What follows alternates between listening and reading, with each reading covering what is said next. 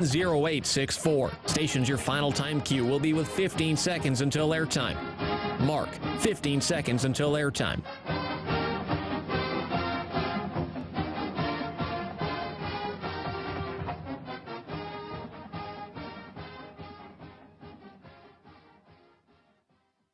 The following is a presentation of Learfield. Welcome to Duck Insider. Our whole athletic department, there's a level of expectations of success. Throw, catch, touchdown, Oregon. He can run and slam. This is back out for a three. Left wing is good. Deep to right field at the warning track. See ya. Really excited that we get to rep our Ducks and hopefully come back to Eugene with some championships. At the buzzer. We have so many teams that are excelling right now, and it's really fun to be a part of. Give it to me, baby. My house. I'm taking it there. Huge win for Oregon.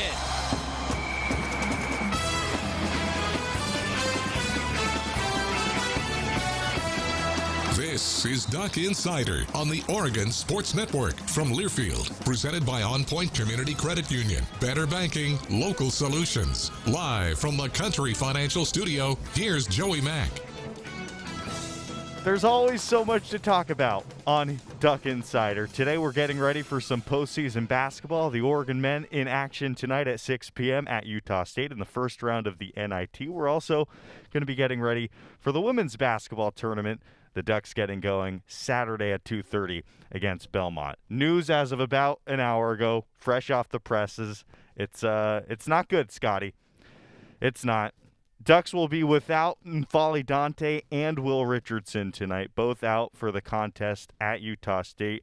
Both did not travel out with non-COVID related illnesses. But the Ducks still going to try and reach their first NIT Final Four since 2004. They have made the Final Four in New York on 3 separate occasions. 5:30 p.m. Get your pregame started with Joey Mack. Tuesdays are great because not only do we get to talk to Melyssa Lombardi, the head coach of the Oregon softball program. We'll get to her soon. It's also Athletic Director Tuesday, which means we get to chat with Chief Compliance Officer Jody Sykes. You know, Jody, I don't know how often you're on this program, but That's every 6 or 8 weeks or so. I think we got to bump that up to. And I know you're a pretty busy person, so hey, if the feel fans free to say no. If the fans want, I'm happy to accommodate. I don't know that the fans want though. Compliance is no, do you think we have time to fit you in 3 or 4 times a week? Oh, sure, we'll make it work. Okay, yeah, good. No problem. I say that because it seems like it is just such a constantly evolving world that we live in, and I wanted to pick your brain about NIL because I feel like I'm in the same boat as so many fans where I have a surface level understanding of what's going on, but talking to somebody like you would be great for me because I'll be more educated. You can fill us in on what the latest is, and so maybe for a lot of fans who are sitting at home and they're like, well, I don't really know anything. Yeah. Could you explain what NIL is and where are we right now in this new era? Yeah, absolutely. So NIL stands for name, image, and likeness, right?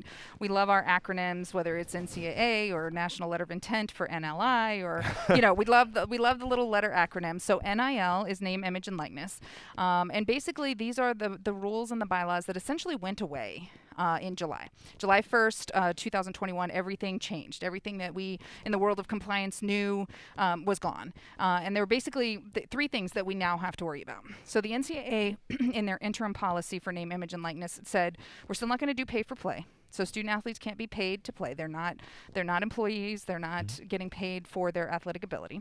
They said we're not going to let you go into the realm of recruiting inducements. And what we've learned in the last 9 months is there's some wiggle room there, and so there seems to be some debate about what is actually a recruiting inducement. But that was the second thing that they protected. And then the third piece of it was they said follow your state law if you have one, right?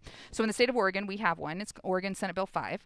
And we have developed a policy and helped our student athletes understand and done some education and as best we can around what Senate Bill 5 says. And for the most part, student athletes are free to pretty much do any deal that they want, even if it's contrary to something that we have as a university here.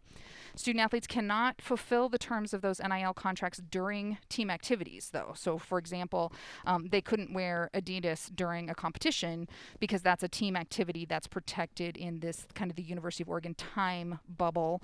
They can go outside of that and do all the Adidas, promotion that they want, but within the team activities bubble, they have to wear our gear with our companies, and of course that's Nike, and and we honor that and keep that together. But it allows the student athletes who have musical talent to go ahead and go out and pursue. And we've had several student athletes who actually have EPs out there on like the Spotify and Apple Music fronts. In the past, they had to find a unique way to get those out there, maybe with a pseudonym. Now they can put them out there straight up as their own.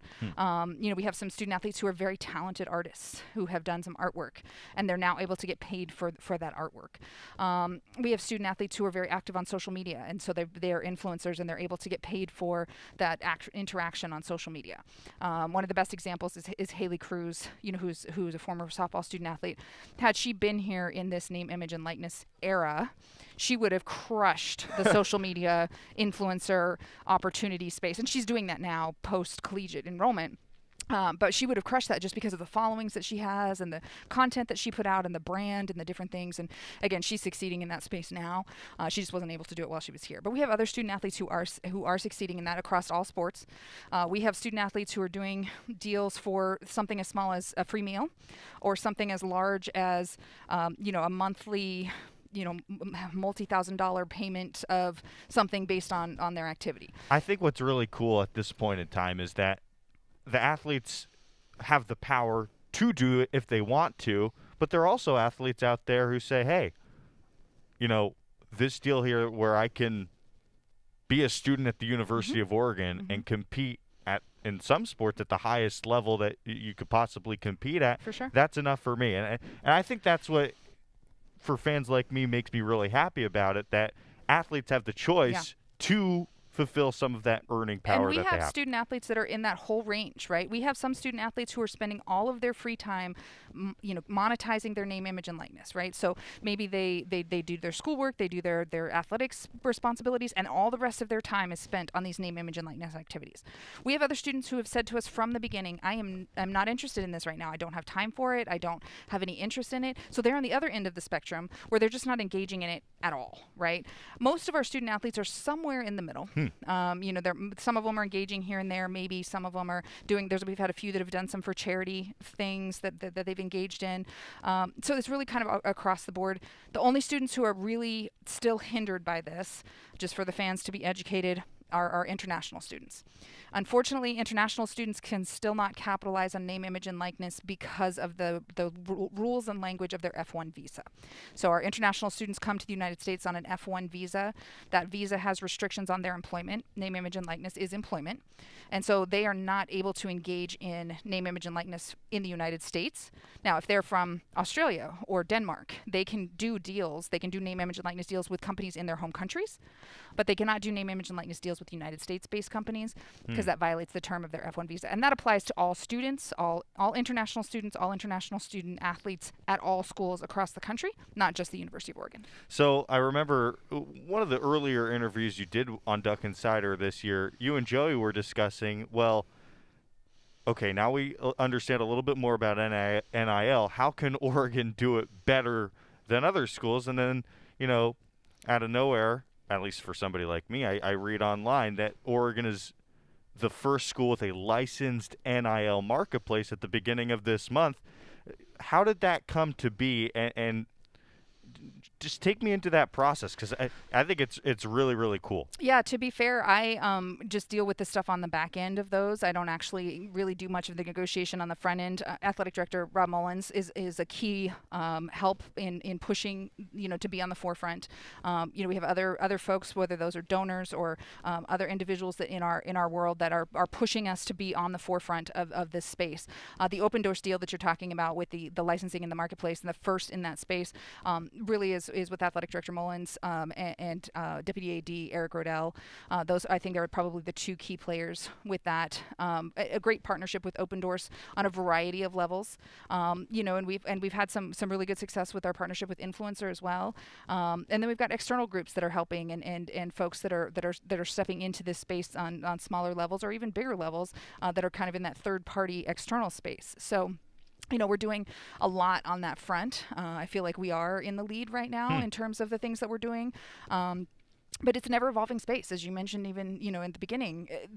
We're 9 months into this new era, right? And everything is different. I mean, even from one day to the next, the conversations that I'm having are different. And so we're still learning, we're still evolving. And to that point, Oregon Senate Bill 5 will be changing this summer, assuming that the governor signs off on it. There will be some tweaks to that, which I actually think are pretty good tweaks, things that will help the University of Oregon students and things that will help in general for the student athletes. So we'll learn those as they come. They're effective July. So we're going to, again, continue to evolve, continue to do what we can, try to get clarification from NCAA and others on what some of these things mean, what's good, what's bad. Every day you see something in the news about a deal at some other place, and trying to get into the actual meat and potatoes of that and find out, what's really going on here, so that we know it doesn't violate the recruiting inducement, it doesn't violate the pay for play, and trying to get everybody on the same page nationwide. Well, that's what I wanted to ask you about next, because at this point in time, I think, fans have instincts to compare what's happening at Oregon and certain cases at Oregon to what's going on around the country. Mm-hmm. And that, when there's not one uniform approach, maybe that's not something that is reasonable to do, even though it seems like they're the same situation. No, and that's another key piece of this education, right? Is when we talked about those three things, right? Recruiting inducements is nationwide, pay for play is nationwide, but every state potentially has a different state bill. So what we do under Oregon Senate Bill 5 might not be the same as what's in Tennessee or what's in Florida or what's in California. And so that's where you get some disparities in people looking at those articles and going, well, wait, how can this school do this and Oregon can't? Or how can Oregon do that and we can't, right? It's across the board because there's just no uniformity. Do you think we will see a uniform approach anytime soon? It has to come from the federal government. So I know that there are lobbying efforts. I know that there are people who are pushing for this on a daily basis. I just don't know if we can all get to the same page. The cart's out of the barn, or the horse is out, whatever that saying is, right? The horse is out of the barn. I just don't know that some of those states who have really liberal rules, I don't think they're going to want to pull back, and so I don't know if we're ever going to get to a place where we have something on a national federal level. Maybe I'd like for that would make my life a lot easier, but I don't know if we're ever going to get there. So what are some other topics of interest right now in the industry that fans should be aware of? Yeah, the constantly evolving space of legislation. Normally this time of year, we'd be talking with Joey about, maybe the legislation that's changed or it's up for vote, maybe depending on the timing of one of these meetings. The legislative process is really different right now. Yes, we do have some proposals that are coming up in April, but nothing that's just really earth-shattering. The men's and women's basketball committees are getting things done, on a kind of every 3 to 6 month basis. So, we're just kind of trying to keep up. But to be honest, probably 80% of the things that I'm trying to absorb and learn are related to name, image, and likeness right now. That's just kind of the way that the world is operating. Well, I already feel like I am way, way, way more educated than I was 10 minutes ago, and I think that's a great sign. We have more coming up with Chief Compliance Officer Jody Sykes. We're going to talk a little bit of women's golf. How about that here on Duck Insider? We're coming back to the Country Financial Studios after this on the Oregon Sports Network from Learfield. Thanks for calling Toyota. This is Jan. How can I help? Hey, Jan. Say, is now a good time for a new Toyota? You bet it is. Now through April 4th is the perfect time to shop for a RAV4, Tundra, Tacoma, Corolla, and more. Imagine yourself in a RAV4. Where would you go first? Skinny Al's Barbecue. I'm imagining you inviting me. Let your imagination run wild at your participating Toyota dealer. Ready, set, go get your Toyota today. Toyota, let's go places. Dealer inventory may vary. After 2 years of construction, my wife and I finally moved into our dream home. So when a bathtub fixture broke, causing major water damage, I was glad we had the home insurance protection we needed. How do you know your home is protected? Talk to a Country Financial rep like me, Nick Simon. We can help you understand your options and select coverages to meet your needs. Then if something happens to your home, you won't have any surprises. Need the right coverage for your home but not sure where to start?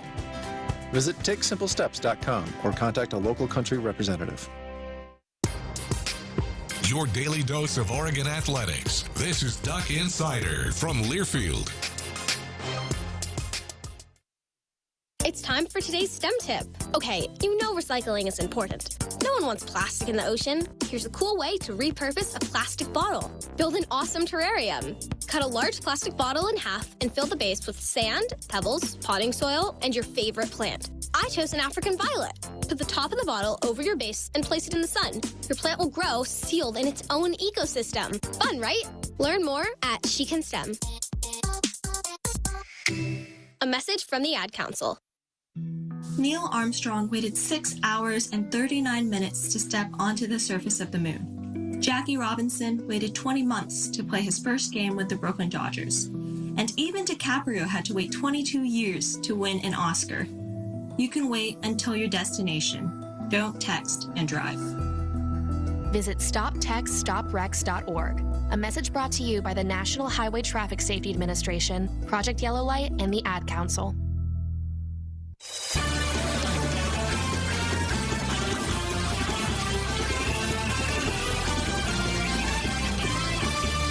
Welcome back to Duck Insider. Jordan Brenner in for Joey McMurray here today. We are in the Country Financial Studios, and we are lucky to be joined by the Chief Compliance Officer here at the University of Oregon, Jody Sykes. And we talked a whole lot of NIL. Now I want to take a lot of time to brag about this women's golf program. Jody, you were in the break on your phone looking at the up-to-the-minute updates from Southern California. Last I checked, the Ducks were doing pretty well today, and they're on their way to a tournament win today. What did you see? Jinxing, right? We got some wood over here, right? Yep. Without jinxing us. Find the wood, Scott. We're on holes 16 through 18, so we've got about 3 holes left, and we are up by 8 strokes. This would be the women's golf Ducks' second win in a row. They won their previous tournament down at Florida State a couple of weeks ago. If they can pull this off, this is called the Northrop Grumman Regional Tournament, and it's a legitimate field. I mean, Wake Forest, number 5, isn't currently in second place. Number 6, Virginia, is currently in third place. Number 12, Arizona State. Number 13, Southern California. Number 10, Texas, are all on this list. So, the women are crushing some top-ranked teams currently by 8 strokes. I was just about to say, this isn't just, some small lead that the Ducks have built up here. This is a serious lead over some quality opponents. I just think it's so awesome that Oregon is building a power in the Pacific Northwest, which your instincts wouldn't tell you it would be a power for women's golf. Right. But we are seeing that the coaching staff has to be a big reason why. Absolutely. What does Coach Monica Vaughn and Coach Radley, what do they bring to the table? Why are they building such a successful program? Yeah, I wish I had the actual answer to that, because then I would like to take it and clone that and put that into all of our other programs when they struggle. Because, we expect a lot of things here at the University of Oregon. We want quality programs, and Coach Derek Radley and Coach Monica Vaughn have done amazing things with not only recruiting, but just having the players buy into the mindset and the philosophy of and wanting to be competitive. We've been competitive over the years with women's golf. We had teams, in the 80s. Even 2016 team was finished the season, I think 4th or 5th in the year. We've had very competitive teams, but this kind of consistency, if they pull this off today, this will be their 3rd win just in this season. And we're talking top to bottom, right? We have players in all of the positions, whether you're playing 1 or 5, that have the ability to go low every single time. And it seems like if one person's struggling, the other 4 step up. And we even have our 6th and 7th players who are playing their roles and doing what they need to do to motivate this team to be better. Super excited that we're hosting Pac-12s here at Eugene Country Club. I think that gives us a little bit of a home field advantage. Not that we maybe need it. But, Sanford, you have to look. We're number 2 in the country, right? Oregon women's golf, number 2 in the country. That's the highest ranking in program history, which is pretty remarkable. And I wanted to ask you about that depth. So many times you'll see a top-heavy team. Your number 1 golfer, your number 2 golfer, they're all America level. It seems like Oregon 1 through 5, even 1 through 7, like you were saying, on any given day, they can carry the load. Anybody can go low. And that's a really healthy way to build a team because it takes the pressure off of the individual to perform. It does, but it gives you that competitive, you still have to make the top 5 if you want to, because we only take 5 to each tournament, right? Right. So even if you're 6 or 7, you still have to be competitive enough. You still have to step up, fill in when needed, support the team when needed. Maybe you're a role player. Maybe you're in the starting 5. Maybe it switches up every tournament because things are going differently, right? This particular tournament, all 5 of the women that are down there are just killing it. And at Florida State, the 5 women that were there that counted, I think all 5 of them finished in the top 15. It's really hard not to win a tournament when your 5 individual people all finish in the top 15 individually, right? Now Stanford's always a battle, right? Pac-12-wise, Stanford's still the number 1 team in the country. They have a young lady that has won just about every tournament I think she's played in as an individual this year. So it's going to be a battle, but this team can step up and do that. Well, I can imagine they've taken notice of what the Ducks are doing. Yeah, for sure. That's going to be super fun to watch at Eugene Country Club for the Pac-12 championships. I also wanted to ask you about a new facility with the Jake that's coming to Eugene and Emerald Valley Golf Course. This program's already in a great place, but when you add in a facility of that stature, which is going to be as good as any facility across the country, what can that do to the golf program to take it to even the next level? Yeah, so early on when Coach Radley got here, we were in the mix for those top recruits, right? So what maybe football fans would call those 5-star recruits, right? We were in the mix, but they weren't committing. We weren't getting them. They were signing on other places, or we weren't getting to that final step. And when Coach Radley would ask them, what is it, that's holding you out from coming here? Most of the time the answer was either the weather or lack of a facility. Well, having a facility solves both of those problems because you have this facility that is one of their complaints, and even if we have bad weather, you have this facility that can take care of everything because it'll have covered hitting spaces, it'll have heated hitting spaces if needed, and so we're just really extremely grateful to the folks at Emerald Valley, the donors, the folks who are stepping up, Peter Jacobson, others who are helping us to make this facility a reality after a long wait that we've been working for off and on for many years now to try to find a space, to try to work it out, to try to raise the money, and it's finally tangible. It's finally, you're seeing renderings and you're seeing fundraising and just I'm super, super excited for this program, for the men's program as well, because it'll be a shared facility.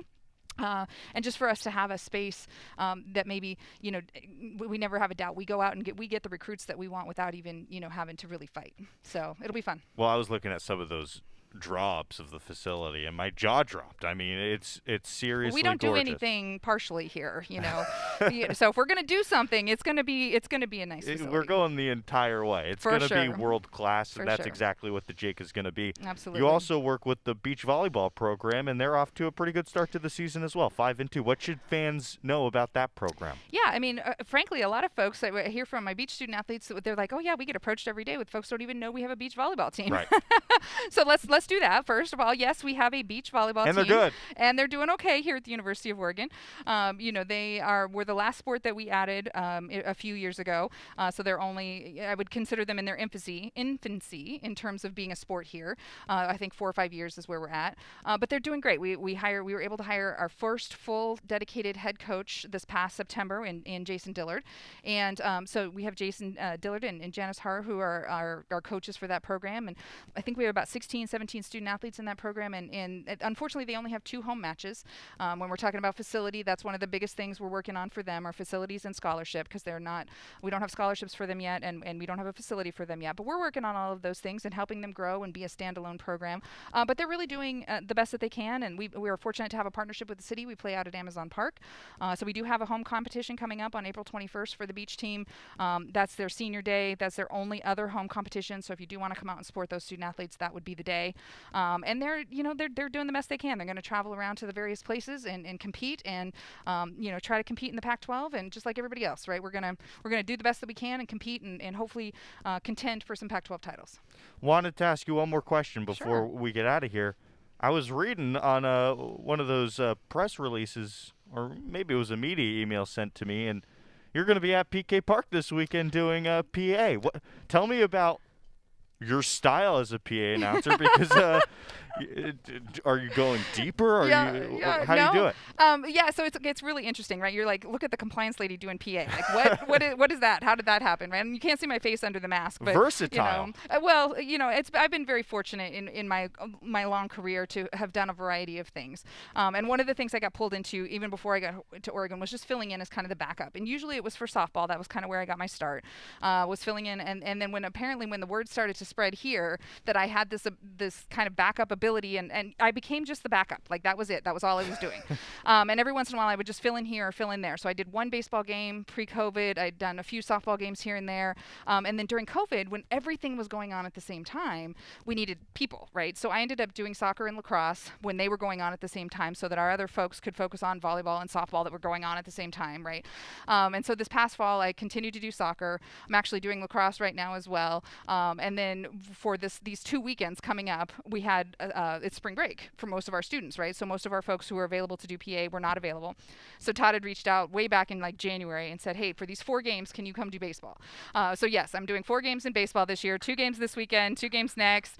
And then I've got some folks that are going to fill in and cover the 1 or 2 lacrosse games that I'll miss. But yeah, no, it's fun. It's just a different thing. I don't know that I really have a style. I just try really hard not to screw anything up. Easier said than done. As long as you get the pronunciations right, that's the most important thing. Oh my gosh, so hard. Some inside baseball for the radio nerds out there. So I'm doing the baseball broadcast this weekend. I actually have a PA feed that I can turn up. So I'm gonna be riding that fader. Oh no, don't do that. Keep it all the way off. Like, no. I will just confuse you. Well, you're gonna make my job a lot easier, and we're gonna be sure to play with that a whole lot. Anyway, it'll be fun. We'll have a good time. Thank you so much for being here. Me. Thanks for educating the fans. I learned a lot today, and I think that's what this is all about. Absolutely. So, I love it. Chief Compliance Officer Jody Sykes on Duck Insider. Let's get a break. On the other side, we're going to check in with Melyssa Lombardi, the head coach of Oregon softball. She stopped by the studio earlier today. We're coming back on the Oregon Sports Network from Learfield.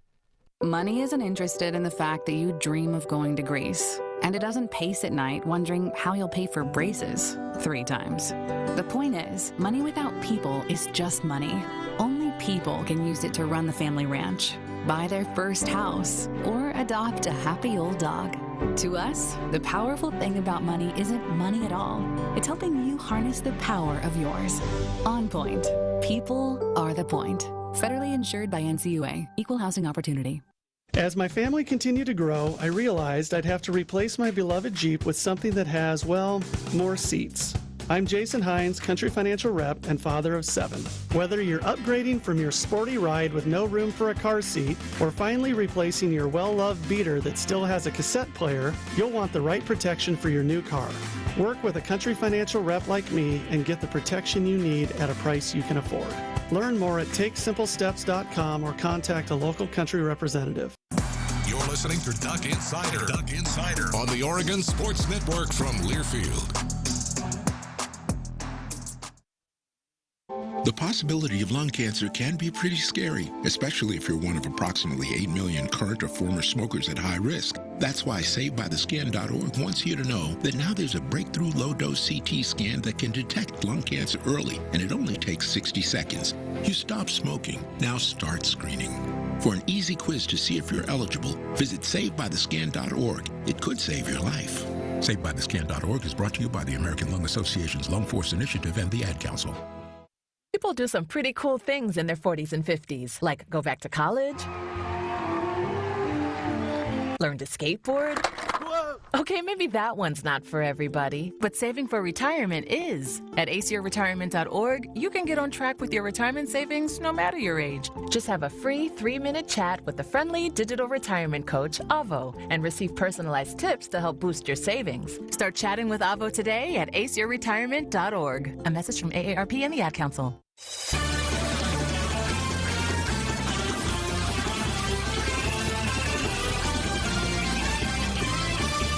Welcome back to Duck Insider. We're coming back to you here on the Oregon Sports Network in the Country Financial Studios. I'm Jordan Brenner here in for Joey Mack today, who is somewhere in Utah. Who knows? But he's getting ready for a big game tonight. Oregon men's basketball and Utah State in the first round of the NIT.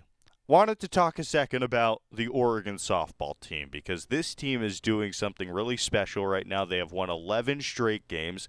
They hosted their first 3 games at the Jane this past week and had nearly 2,000 fans for every single game. I mean, there's seriously an awesome energy around this program, and once Pac-12 play begins and we get some of the best Pac-12 teams here at the Jane, we're going to see some electric crowds, and I think that's going to be a huge advantage for this team. The big storyline to me has been the power surge here in Eugene. This team has 4 players with 4+ home runs, and 3 of those 4 players were not everyday starters last year. Ariel Carlson's quickly becoming a fan favorite. The Eugene native went to Marist High School. She leads the team with 8 home runs. Valerie Wong, 7 home runs in her last 8 games. Remarkable. And, you know, I for one did not see that coming, but she is turning into a potent hitter at the plate. Allie Bunker, 5 home runs. That's coming from your leadoff hitter. Sensational. And KK Humphreys has been a revelation this year. 373 average, 4 home runs, 20 runs batted. Made sure to ask Coach Lombardi about that power surge when she stopped by the studio earlier today. We also talked about Brooke Yanez and her announcement that she's not going to be pitching for the Ducks this year, and how Oregon is uniquely equipped to deal with the loss of 268 strikeouts from last year. Not a lot of teams could deal with that. Oregon is actually one of the few teams that has plenty of depth back there, plenty of bullets in that bullpen to deal with it. So without further ado, let's check in with Coach Lombardi, the head coach of the Oregon softball team. It's Tuesday, which means that we are lucky to be joined by the head coach of the Oregon softball team, Coach Lombardi. Welcome back to the studio. It feels like it's been a little while since you've talked to us here on Duck Insider, which means we have even more to catch up on because this team is red hot right now, 11 wins in a row, and heading into Pac-12 play, it seems like there's a lot of momentum with Oregon softball at the moment. How are you doing, and thanks for being here with us. I'm doing great, and I agree. I think we've got some good momentum going into the Pac. I love it. So I want to start with what we saw this past weekend at Jane Sanders Stadium. You know, we were just joking before this recording, like, how many schools across the country have the fan support that Oregon softball has at this point in the season? The weather wasn't even great, and the Ducks still saw nearly 2,000 fans every single day. What was it like to be back at the Jane this weekend? It was wonderful. I know for myself as a coach and for our athletes, we've been looking forward to this past weekend and just getting back in front of our home crowd and playing in front of our fans at our stadium, getting to sleep in our own beds. Right. I mean, you definitely get a home field advantage every time you're at the Jane. It's really definitely something that you will feel as the season progresses. Just, I think opponents come into the Jane and they're kind of sweating a little bit. They get a little bit tight, and that's the home field advantage. And then beyond that, the fact that this team has been on the road for nearly a month, just being able to be embraced by that home crowd must have been a great feeling. It was great. It was a great weekend, and like you said, we had beautiful weather on Friday. Our weather at the end of the day on Saturday got a little much, but you know what was really cool about that is that when it started raining, our fans did not leave. They just found dry space. They went underneath the roof and found a place to just be dry and finish the game. So I thought that was pretty cool. Love it. So another thing about collegiate softball and the Ducks is you enter Pac-12 play, the level starts to go up a little bit. The intensity starts to go up a little bit, but not just on the field. I mean, it's finals week for this team, and there's a lot that goes into juggling finals when you're a student athlete. So I was just thinking there's a lot that goes into that, not just for the athletes, but for the staff, and I know that Oregon is just as good as anybody being equipped for something like that. For sure. I mean, we're a quarter school, so right now we are right in the middle of finals. Dietrich, our academic advisor, is outstanding, and he does a great job of just really keeping our athletes on track for what they need to do.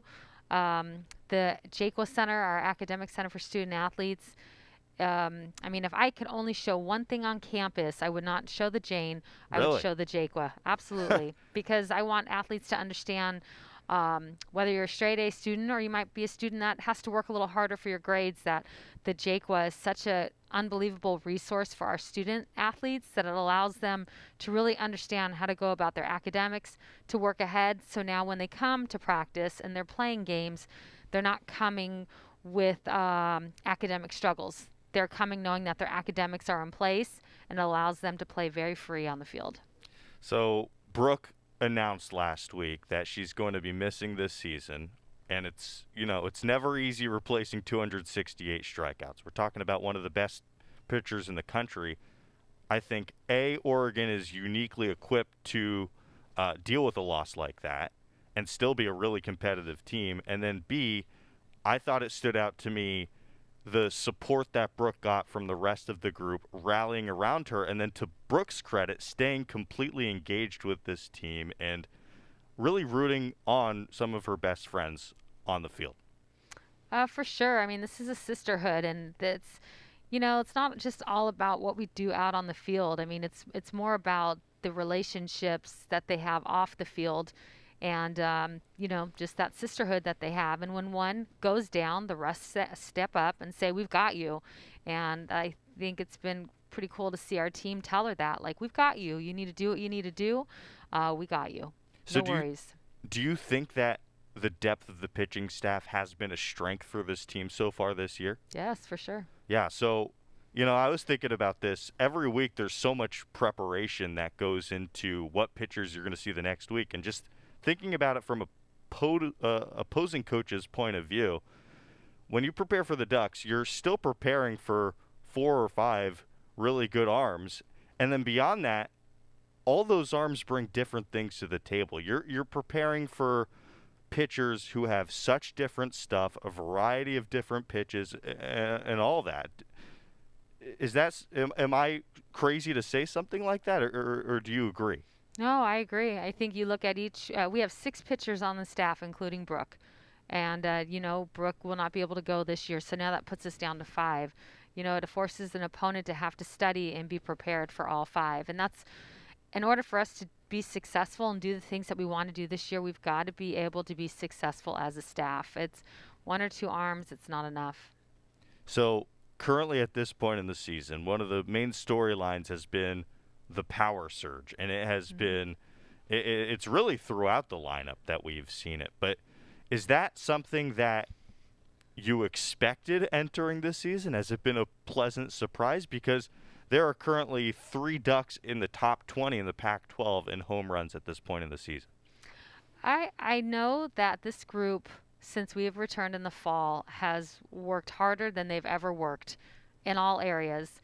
And what I think is nice is that you get to start to see your hard work pay off. Yeah. I also know that we're returning, our entire team. We have some newcomers and some freshmen, but we're returning a lot of athletes who are older, smarter, wiser. So I think a combination of things of them being older, their work ethic, and then also the great things that they're doing with Coach Martyr, Coach Reagan, and Coach Liss. No doubt about it. So I think it's probably a blend of that experience, the off-season work. Valerie Wong has been a big part of that power surge. 7 home runs, and they've come in the last 8 games, which is, she's just red hot at the plate right now. What has her emergence this season meant to the entire team?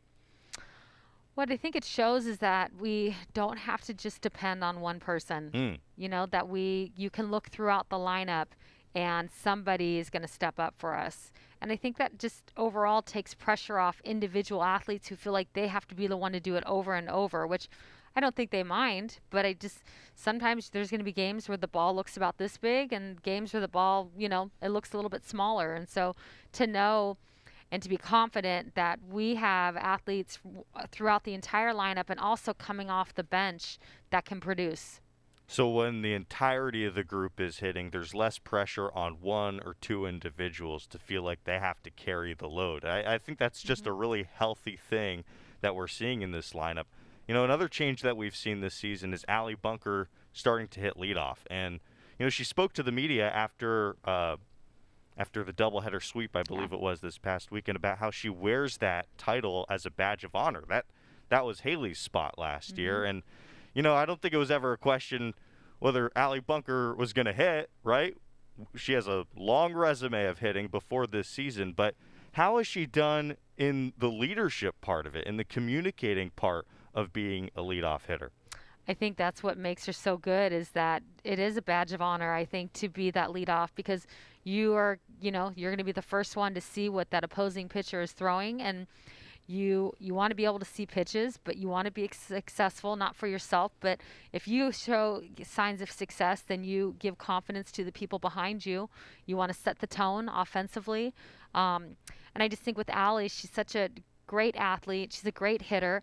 I think she's got an unbelievable mindset. She's older, more mature, can handle that role. And I think when we see the length of this Oregon order, it's not like Allie's only going to be a leadoff hitter, right? Bunting and going for singles. With the length of the order, that's still going to provide, I think, her fair share of RBI opportunities at the top of the lineup as well. Yes, I mean, you can see it already, just the amount of RBIs. I mean, in a game, you're the leadoff hitter one time, you know, and then from there, different hitters are going to lead off a particular inning. But what we want is, Allie is one of our best hitters, so we want to get as many at-bats out of Allie as possible. And by putting her in that one spot, it gives her that opportunity. So Pac-12 play begins this weekend. The Pac-12 is always one of the deepest conferences. This year, it seems like it's particularly deep. Even the team up the road in Corvallis is off to a really good start this season. Do you view this conference as wide open, as up for grabs? And do you think the Ducks are in position to make a run at the thing when it's all said and done at the end of the season? Yeah, for sure. I think we're definitely right there to make a run. And we expect to make a run, for the Pac, no question. But the Pac's the toughest conference out there. Just the teams that we face every single weekend, you are basically in a super regional every single weekend. So this weekend we're going to Utah, and we will play our first super regional of the year. I wanted to ask you about Utah because I remember those games with the Utes last year at the Jane. Ducks swept the series, but every single game was hard fought, required clutch hitting, and that's not an easy trip to make out to Utah. So what have you seen from them? And then I know there's also a midweek game against BYU, which is probably going to be a postseason team as well. Utah, they have power. They run well on the base path. They have a great coach who's been there for a long time, who's a great leader for them. They're a very good ball club. I mean, it's for us to just think we're going to go in there and walk away. There's no way. We got to go in there and we got to fight for every pitch, every inning, and just work at it one game at a time. But they're a tough team. Everybody in the Pac is tough. I mean, I'd be saying this about everybody. So that's why I think of it as a super regional. This is our first super regional of the year. Well, it's going to be exciting to watch. Every single weekend in the Pac-12 is must-see. And I know the entire fan base is looking forward to it, and that midweek game against BYU as well. So, Coach, best of luck on that trip. Thanks so much for joining us here on Duck Insider. It's always great to catch up with you, and we're hoping for 4 wins on the road this week. Sounds great. Thank you, Jordan. Coach Lombardi talking with me earlier today about this upcoming softball weekend, and hey, I remember those 4 games at the Jane against Utah last year. I mean, every single game was really close. Every single game required a clutch hit, and all of a sudden now you're going on the road. So Pac is always tough. Utah, sure, they're towards the bottom of the Pac-12 standings, but I think it might even be Oregon's toughest weekend to date. And, we can't wait for that. And then BYU, Coach Lombardi was telling us even off the air, like, this is a team that the Ducks might see later in the year in the postseason. BYU is not a team to scoff at. It's always tougher to play away from the Jane, especially when you're coming off a weekend with so much fan support, playing and sleeping in your own beds. It's finals week. So we're hoping for 4 wins on the road at Utah. We'll be following that story, of course, as Duck Insider progresses, I guess, early next week. And that'll be Joey breaking it down. But let's get a break. When we come back, want to do a deep dive into the men's and women's brackets in the NIT and, of course, in the NCAA tournament. That's coming up on the Oregon Sports Network from Learfield. At Shadow Hills Country Club, our all-inclusive event pricing allows us to take care of all of the details while you enjoy your event.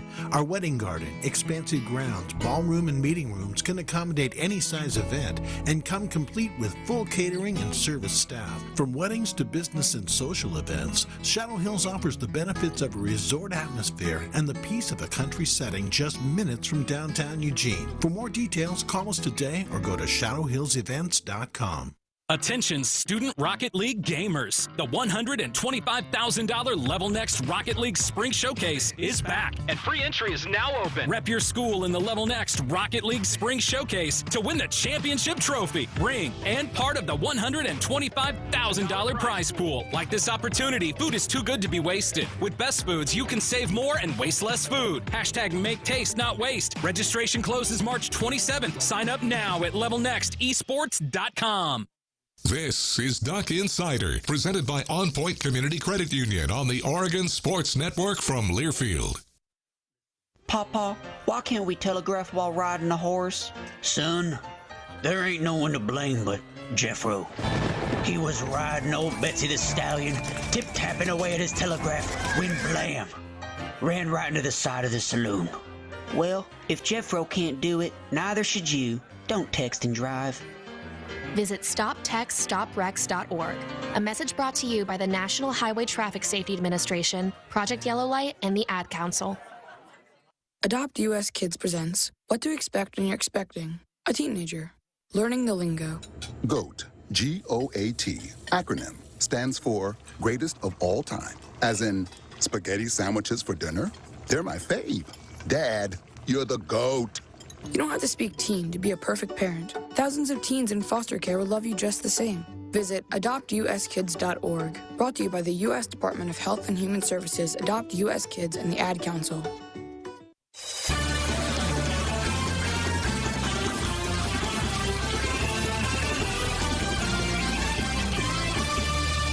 Welcome back to Duck Insider. We're coming back here into the Country Financial Studios, presented by On Point Community Credit Union. It's time to dive into the bracket. I, for one, have not filled out my bracket, so I'm hoping, Scott, maybe you can help me out with this. This is going to be a little bit of a thought experiment. We're going to be thinking out loud. Let's start with the NIT bracket, because the Oregon men's basketball team plays tonight at 6 p.m. against Utah State on the road. Ducks are going to be without two of their stars, and Volley Dante and Will Richardson. But what I think the NIT is all about is building some momentum into next season and being able to play some of your young players. And, you know, with Dante out, that all of a sudden creates more of an opportunity for Nate Biddle, who's a freshman who emerged defensively over the last few games of the season. We saw Coach Altman, you know, just use him more. So the Ducks going against Utah State.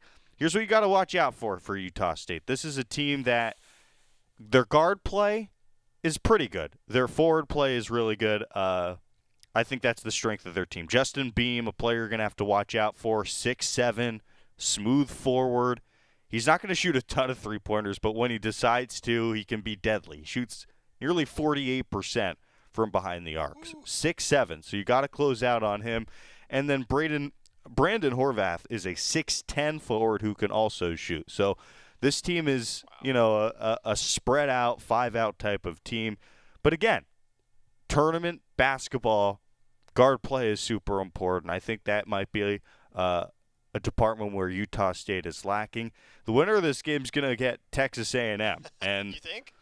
Yeah, I think Texas A&M is going to win. They've won 7 of 8. They advanced to the SEC Tournament Championship. They weren't expected to go all the way to the Tournament Championship. Actually, it was a team that might have gotten some consideration for the NCAA tournament. So that's a tough round 2 battle against Texas A&M. Akron, barely over 5. If Akron goes ahead and wins, Scott, you can pinch me. You know, I'm giving you permission. So getting going at 6 p.m. We'll see what the Ducks are able to do. Again, trying to build momentum to next year. And Oregon has a lot of returners on this team coming back next year. So Joey Max got you covered at 5:30 for the pregame show of the first round of the NIT. Let's go. Okay, let's move over. It's time for the women's bracket. Here's a look at the entirety of the bracket. The 1 seeds will be South Carolina, Louisville, NC State, and out of the Pac-12, Stanford. Let's go ahead and check in on that Wichita region. I think this is a favorable region. Obviously, you'd want to go and host at Matthew Knight Arena in front of those incredible fans, but Belmont is a team you can't ever sleep on a team in the first round. But I, for one, have a lot of confidence in Kelly Graves getting it done. Oregon is 4-0 in opening round games under Kelly Graves.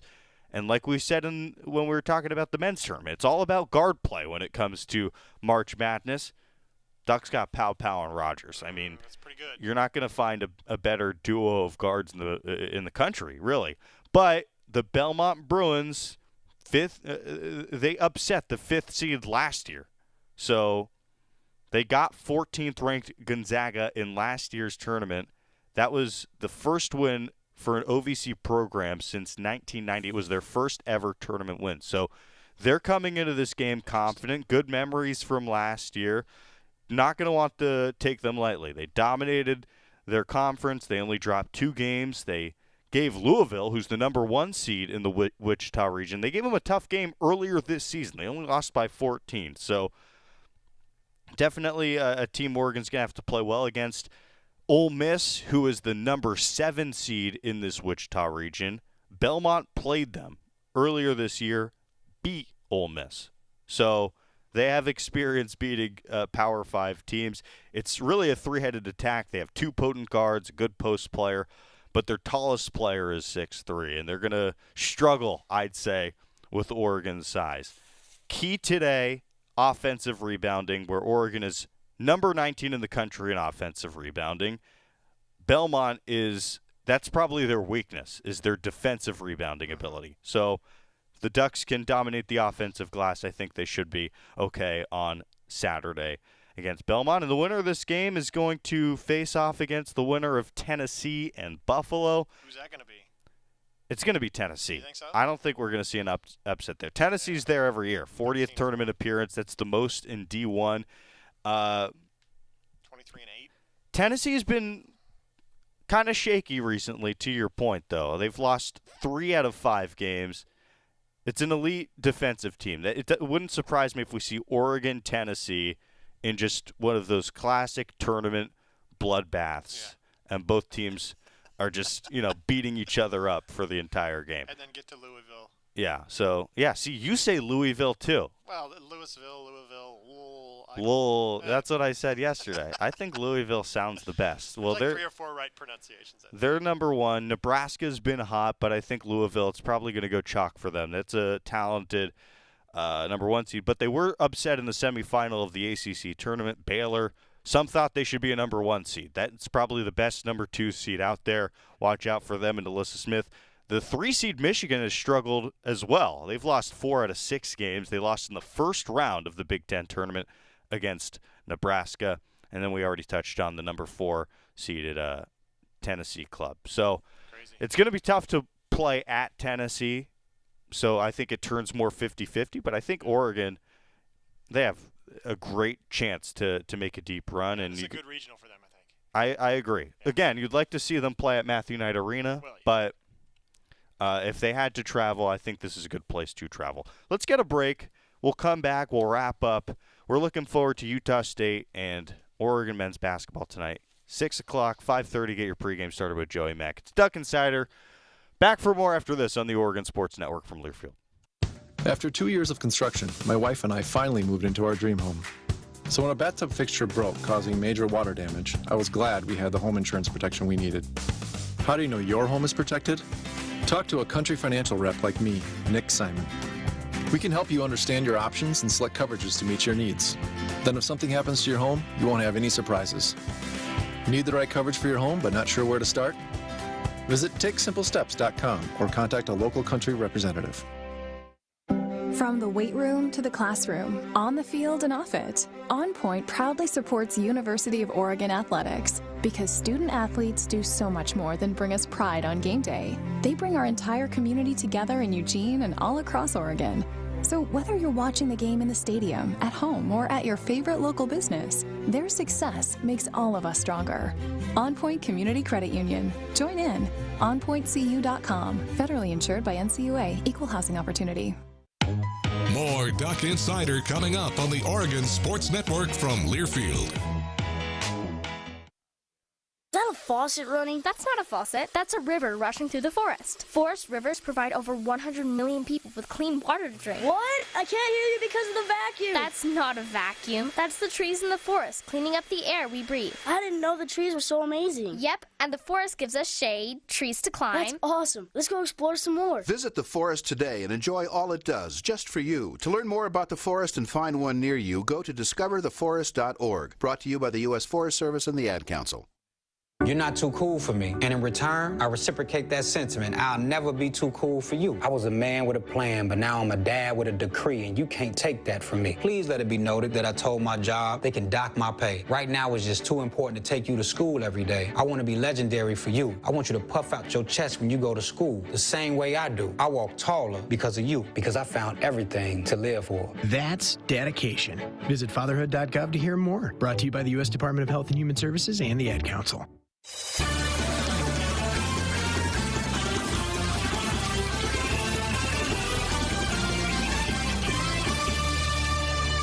Welcome back to the Country Financial Studios. It's Duck Insider, brought to you by On Point Community Credit Union. I'm Jordan Brenner. Scotty Phillips is here. We're wrapping up here, and we have an update for you. Oregon women's golf, we're waiting for it to go down into the books and be official, but the Ducks are going to get the win. 7-stroke lead, one of two teams today at the Northrop Grumman Regional Challenge at Palos Verdes Estates in California to go 2 under par today. This stands out to me. Round 1, Ducks as a team, 287. Round 2, they make their charge, 279. They storm into the lead. And then today, another great round, 282 as a club. Not just a lead, but a sizable lead for the number 2 Oregon women's golf team. And we talked with Chief Compliance Officer Jody Sykes about this program, and Jody Sykes was psyched about this this team, and it's only going to get better with the Jake coming. So that's really exciting. We'll also check in on the rest of the women's sports schedule. This week's women's sports schedule spotlight is brought to you by Toyota. Let's go places. Beach volleyball in action on Friday versus Sacramento State. They're on the road in San Jose. Women's basketball, 2:30 Saturday, the 2 o'clock pregame with Terry Johns going up against Belmont in the first round of the NCAA tournament. And then Oregon softball with their first weekend of Pac-12 play, traveling to Utah for 3 games, and then another game that you cannot take lightly on Monday against BYU. That's a team that is expected to go to the postseason. Toyota, let's go places. Scott, thank you for everything. Big thank you to Jody Sykes, who was here earlier, and Coach Lombardi, who joined us on this show. Tomorrow, Rob Mosley, editor of GoDucks.com, coming up on Duck Insider. I'll be again for Joey Mack. It's Duck Insider. Thank you. It's the Oregon Sports Network from Learfield.